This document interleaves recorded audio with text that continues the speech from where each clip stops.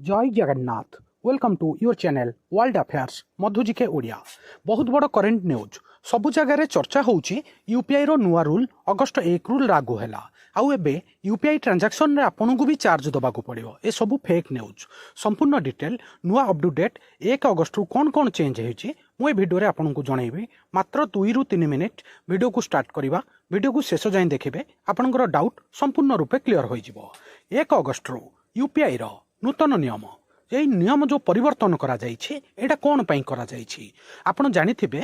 India रे दिन को बहुत ट्रांजैक्शन होउछि आ ट्रांजैक्शन टाइम रे ग्लिच आसे आपनकर पेमेंट प्रोसेसिंग हे जाए ताकू कम करिया पई यूपीआई ऊपर लोड कम करिया पई ए नूतन नियम 1 अगस्ट रु समग्र भारत रे लागू करा जाइछि। बहुत गुड़िए जगार गोटे न्यूज फेक न्यूज भाइराल होइछि यूपीआई ट्रांजैक्शन रे चार्ज लागिबो। मु आपनकर डाउट क्लियर कर दउछि कोनोसी चार्ज लागिबो नाही।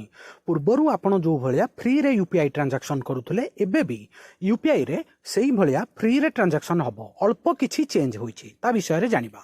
1 अगस्ट 2025 रु यूपीआई रो नूतन नियम national payment corporation of India NPCIL द्वारा धार्य करा जाइछि। ठीक अछि। एनपीसीआईएल हमर भारत रे यूपीआई को कंट्रोल करि थाए। आउ एबे कोन नुआ रूल होइछि एनपीसीआईएल रो गोटे बड़ परिवर्तन करिछि। आपण यूपीआई पई जो एप्लिकेशन यूज करूथले फोन पे गूगल पे पेटीएम अन्य एप्लिकेशन रे आपण निजर बैंक बैलेंस चेक करूथले यूपीआई माध्यम रे। वर्तमान नूतन नियम अनुसार आपण 24 घंटा मध्य रे मैक्सिमम 50 थर बैंक बैलेंस चेक करि परिबे। आपण मन को डाउट आस्थिबो गोटे साधारण ग्राहक कस्टमर केबे हेले तो 50 थर चेक करनी किंतु बिजनेस वाला करंती किंतु या लिमिटेशन एठी लागिछि। एठी आउ गोटे नुआ नियम मध्य लागू करा जाइछि। एबे प्रत्येक कारोबार परे आपण को यूपीआई रो बैलेंस अपडेट भी साथी साथी जणाइबो। आउ गोटे नुआ नियम लागू होइछि जोटा यूपीआई रो ऑटो पे रूल सिस्टम पई। यूपीआई रो नूतन नियम गुड़िक निर्दिष्ट घंटा गोटे टाइमिंग फिक्स करा जाइछि। वर्तमान कौनसी भी ऑटो पे राति 9:30 पर किंबा सकाळ 10टा पूर्व कटिबो आउ बाकी समय रे कटिबो नाही। ऑटो पे माने आपनकर कौनसी ईएमआई किंबा कौनसी एसआईपी कटिबो किंबा कौनसी ओटीटी प्लेटफॉर्म रो जदी सब्सक्रिप्शन नैथिबे ता पे जो चार्जेस लागे से ऑटो पे सिस्टम वर्तमान राति 9:30 पर किंबा सकाळ 10टा पूर्व एई टाइम रे ही कटिबो। बाकी टाइम दिन बेले ऑटो पे सिस्टम कटिबो नाही।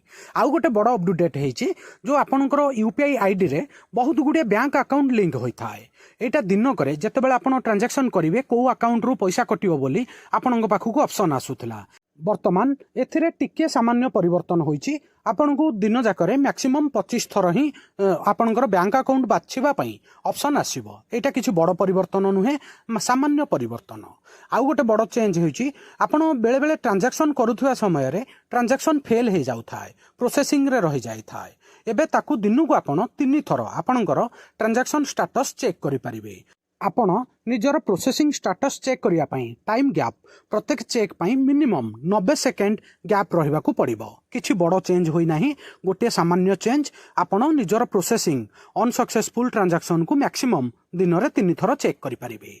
एटा आउ गोटे बड़ पॉइंट होइछि आपनकर यूपीआई रे लिमिट केते अछि एटा कोनोसी लिमिट चेंज होई नाही। पूर्व लिमिट जहा थिला आगुरु जेमिति आपण दिन करे 1 लाख टंका पर्यंत मैक्सिमम यूपीआई ट्रांजैक्शन करि पारुथले वर्तमान भी 1 लाख टंका पर्यंत मैक्सिमम ट्रांजैक्शन करि पारिबे। कोनोसी भी चेंज होई नाही। जो आपनक मन रे गोटे डाउट आस्थिला यूपीआई पई चार्जेस लागिबो कोनोसी चार्जेस लागू नाही।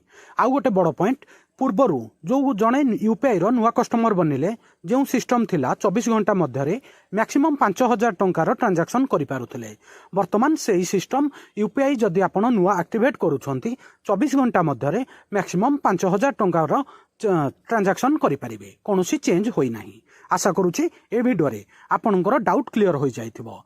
यूपीआई रे कोनोसी चार्जेस लागिबो नाही कोनोसी बड़ परिवर्तन होई नाही। किंतु आगु को कौन चेंजेस हबो चार्जेस लागिबो सेटा जेतेबेले कौन हबो मु नेक्स्ट अपडेट वीडियो रे आपन को जणाइबी। वर्तमान सरकार ए परिवर्तन करिवार कारण होउछि यूपीआई ट्रांजैक्शन ने जो अनसक्सेसफुल रेट को रोकिबा पई आ प्रत्येक ट्रांजैक्शन उपरे सरकार नजर रखिबा पई। ठीक अच्छे। आशा करुच्ची आपणकर समस्त डाउट क्लियर हो जाइथिबो। आ वीडियोटा केमिति लागिला आपणकर मतामत कमेंट माध्यम रे जणाइबे। वीडियो को लाइक करिवे, समस्त सांगसाथी प्रत्येक ओडिशावासी पाखु शेयर करिवे। नुआ थिले वर्ल्ड अफेयर मधुजिके ओडिया चैनल को सब्सक्राइब करिवे। सबुदिन important GK current affair sports affair employment news notification आपन को एठारे मिली थाए। वीडियो देखिथिबारु बहुत बहुत धन्यवाद। जय जगन्नाथ। वंदे उत्कल जननी।